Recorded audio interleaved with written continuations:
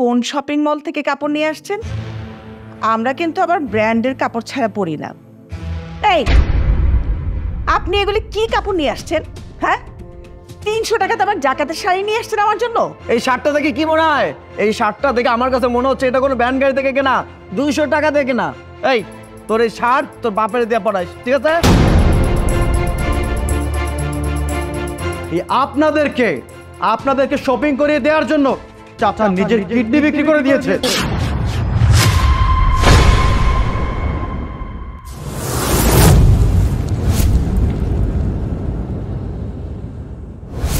কি ব্যাপার বৌমা, তোমার বাবা না আসে ঈদের কাপড় চোপড় নিয়ে? মা আসলে আজকেই তো আসার কথা, আমার মনে হয় মার্কেট করতে গিয়েছে, রাস্তায় জ্যামজটের কারণে আসতে দেরি হচ্ছে। ওয়ালাইকুম আসসালাম। তা এতদিন পরে মনে পড়লো যে আপনার মেয়ের শ্বশুরবাড়িতে কাপড় চোপড় দেওয়া লাগবে? তা কোন শপিং মল থেকে কাপড় নিয়ে আসছেন? আমরা কিন্তু আবার ব্র্যান্ডের কাপড় ছাড়া পরি না। আমার যতটুকু সামর্থ্য ছিল সেই সামর্থ্য অনুযায়ী আপনার জন্য কিছু নিয়ে আসছি। এখন আপনাকে পছন্দ হইবে নাকি সেটা আমি জানি না। আপনি যদি ভালো কিছু নিয়ে আসেন তাহলে আমাদের পছন্দ হবে, আর যদি ভালো কিছু না এনে থাকেন তাহলে পছন্দ কি করে করব বলেন? মা, এসব কথা বাদ দাও, তুমি আগে দেখো তোমার আদরের বৌমার বাবা তোমাদের জন্য কি গিফট নিয়ে আসছে। বিয়ের এই যে আপনার লাগে একটা কাপড় আনছি, এই যে জামাই বাবা যে এই শার্ট আনছি, আর এই যে মামনি তোমার জন্য আনছি।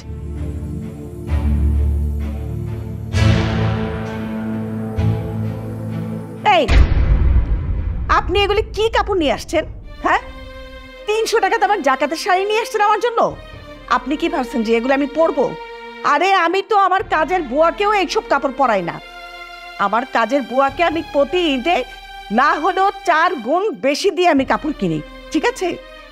চত্বর সব। মা, তোমারটা তো মোটামুটি আছে, আমারটা দেখ।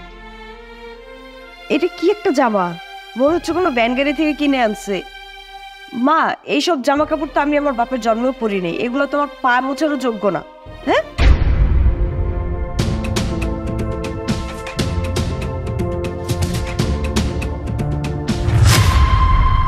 এই এই এই শার্টটা দেখে কি মনে হয়? এই শার্টটা দেখে কি মনে হয়? এই শার্টটা দেখে আমার কাছে মনে হচ্ছে এটা কোনো ব্র্যান্ড গাড়ি থেকে কেনা, 200 টাকা দিয়ে কেনা। তুমি জানো না যে আমি কোনো ব্র্যান্ডের কাপড় ছাড়া পরতে পারি না? তোমার বাবার বলো না যে আমি ব্র্যান্ড গাড়ির কাপড় পরি না? আরে আপনার কোনো আক্কেল জ্ঞান নেই? এই যুগে কেউ মেয়ের শ্বশুর বাড়িতে কাপড় চোপড় দেয়? হ্যাঁ, এই যুগে দেয় টাকা আর পয়সা। আর শোনেন, আমার এক বন্ধুকে তার শ্বশুর বাড়ি থেকে ঈদের শপিং করার জন্য কাপড় চোপড় দেয় নাই, টাকা দিছে, নগদ 40,000 টাকা দিছে। আর আপনি কি দিচ্ছেন? এই ব্যান গাড়ির কাপড়? এই ব্যান গাড়ির কাপড় দিয়ে আমরা ঈদ করবো? হ্যাঁ, আরে ওনাকে বলবে কেন? উনি তো বড় লোকের ছেলের কাছে মেয়েকে বিয়ে দিয়েছে যাতে করে মেয়ের শ্বশুর বাড়ি থেকে কিছু টাকা পায়। আরে এটা বুঝে না যে শুধু নিলেই হয় না, মাঝে মাঝে মেয়ের শ্বশুর বাড়িতেও কিছু দিতে হয়। আর উনি জানবে কেন? আর তোকে এই জন্য আমি না করেছিলাম এইসব ছোট লোক পরিবারে বিয়ে করিস না। আমার কথা তো শুনলি না, এখন বোঝ যেমন ছোট মন তেমনই ছোট লোক। তখন কি আমি জানতাম যে এদের মন মানসিকতা এত ছোট যে মেয়ের শ্বশুর বাড়িতে আসলে কিপটামি করবে? জানলে তো কখনই তাদের পরিবারে বিয়ে করতাম না। এই, তোর এই শার্ট তোর বাপের দিয়ে পড়াইস, ঠিক আছে?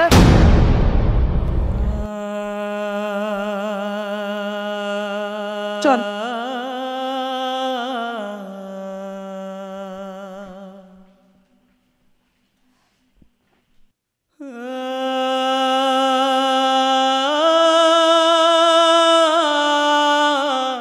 বাবা, এই জন্যই তোমাকে বলেছিলাম আমার শ্বশুর বাড়িতে যত দামি কাপড়ই আনো না কেন তাদের কাছে সস্তাই মনে হবে।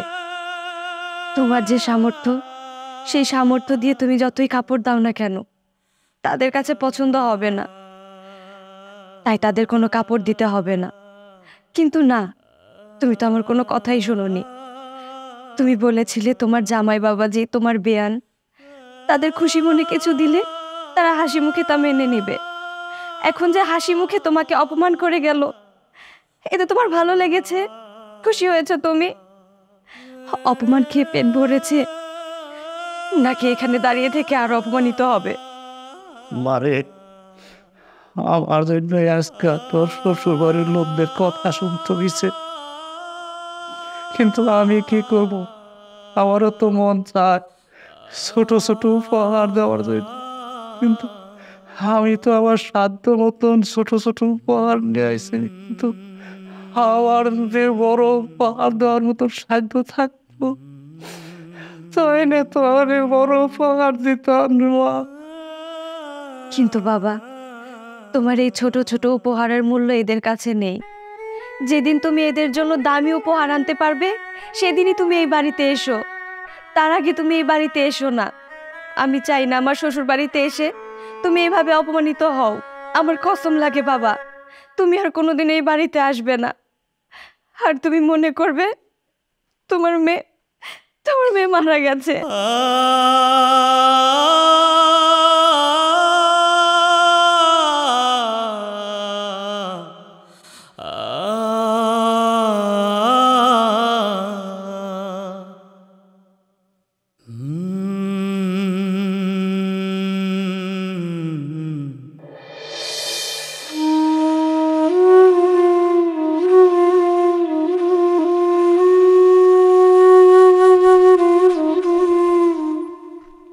আসসালামু আলাইকুম চাচা। ওয়ালাইকুম সালাম। কি ব্যাপার, অন্য মনস্ক হয়ে রাস্তা দিয়ে হাঁটছেন? মনটাও তো মনে হয় বেশ খারাপ। হাতেগুলো কি? বাবা রে, গরিব বাবা, এই সস্তা কাপড় আমার যতটুকু সাধ্য ছিল আমি মায়ার শ্বশুর বাড়ি ঈদের উপহার নিয়ে গেছিলাম। তারা আমারে কইল এই সস্তা কাপড় নাকি তাকে শরীরে উঠে না, তারা নাকি ব্র্যান্ডের কাপড় পরে। বাবারে, তুই তো জানস ব্র্যান্ডের কাপড় কেনার মতন সাধ্য আমার নাই। আমার যতটুকু সাধ্য ছিল আমি এই কাপড়গুলা নিয়ে গেছিলাম।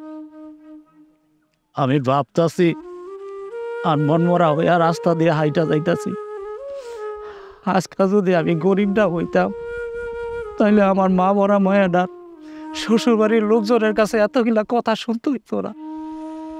আজকে আমি গরিব হয়েছি বইলা আমার মায়াডা শ্বশুরবাড়ির লোকজনের কাছে ছোট হয়েছে। আল্লাহ যে কেন আমার এই দিনগুলো দেখার জন্য বাঁচায় রাখছে। চাচা, এটা ভেবে মন খারাপ করার কিছু নেই। ওনারা হয়তো আপনার উপহারের মূল্য দিতে পারেনি, তাই এটা করেছে। আমি তো আপনাকে আগেই না করেছিলাম চাচা, এত বড় পরিবারের মেয়েকে বিয়ে দিয়েন না।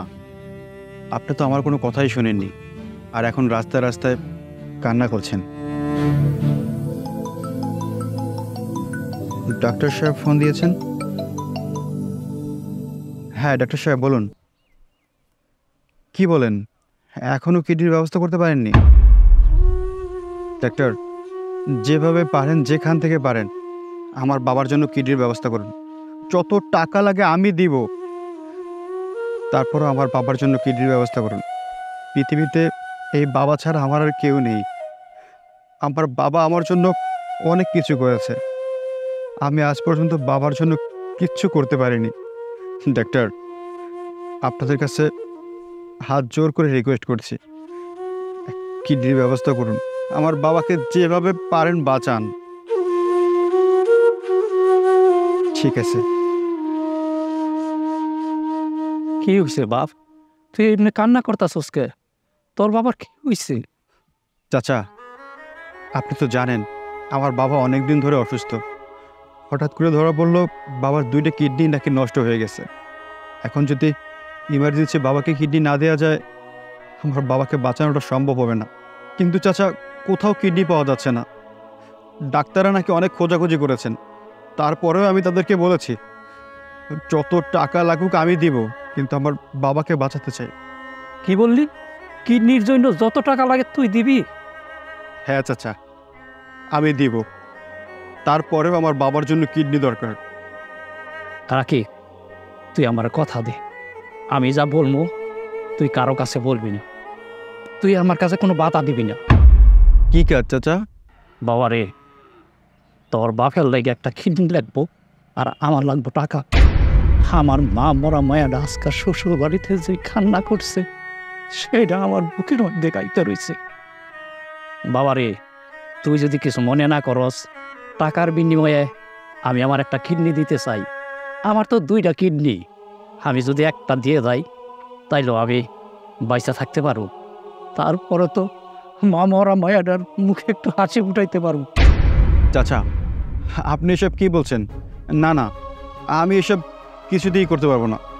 আপনি আমার বাবার বয়সী, আর সন্তান হয়ে একটা বাবার কাছ থেকে কীভাবে আমি কিডনি নিব?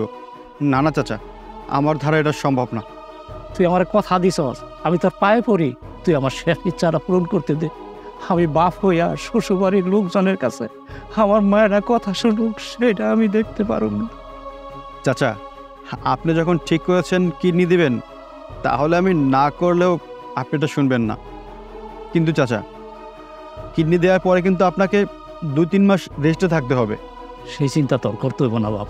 কবে কিডনি দিতে হইব সেটা আমার বল। কিডনি তো আজকে দিলেই ভালো হয়, তারপরে অনেকগুলো টেস্ট আছে, ওগুলোও করতে হবে। বাবারে, তো দেরি করতাছস কে? আমার এখনই নিয়ে চল। ঠিক আছে চাচা, তাহলে আপনি বাড়ির দিকে যান, আমি একটু পরে এসে আপনাকে নিয়ে যাব। ঠিক আছে।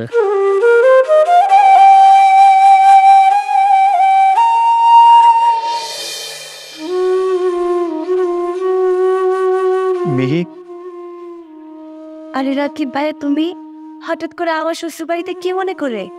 আরে চাচা আমাকে কিছু টাকা দিয়ে পাঠিয়েছে। কিছুদিন আগে নাকি তোর শ্বশুরবাড়ির লোকজনের জন্য গিফট নিয়ে আসছিল, তারা পছন্দ করেনি, তাই আমাকে 40,000 টাকা দিয়ে পাঠিয়েছে তাদের পছন্দ মতো কিছু কিনে নেওয়ার জন্য। এই নে 40,000 টাকা। আরে আরে বাবা, এইটা তুমি কি করছো? আমি হচ্ছে ঘরের গুরুজন, তুমি আমাকে টাকা না দিয়ে তোমার বোনকে টাকা দিচ্ছ? তা এখানে কি 40,000 টাকা পুরোই আছে নাকি একটু কমও আছে? আরে বৌমা, তোমাকে আমি বলেছিলাম না তোমার বাবার কাছে টাকা আছে। আসলে উনি ভেবেছিল একটু কম দিয়ে পার হতে, আর আমিও তো চৌধুরী বাড়ির বউ, আমাকে ঠকানো এত সহজ না। আচ্ছা রাকিব ভাইয়া, আমাকে সত্যি করে একটা কথা বলো তো, বাবা তোমাকে দিয়ে কেন টাকাটা পাঠালো? বাবা নিজেও তো আসতে পারতো। আর এতগুলো টাকা বাবা কোথায় বা পেলো? আমার জানা মতে বাবার ব্যাংকে তো এত টাকাও নেই। আমাকে সত্যি করে বিষয়টা খুলে বলবে প্লিজ? আরে মা, তুমি কি কিছু বুঝো না নাকি? তোমার কি চুল পেকেছে বাতাসে? তোমার বৌমা ভাইয়ার পকেট থেকে টাকা চুরি করে বাপের বাড়ি পাঠায়, আর সেই টাকা এখন আবার রিটার্ন করে পাঠিয়েছে।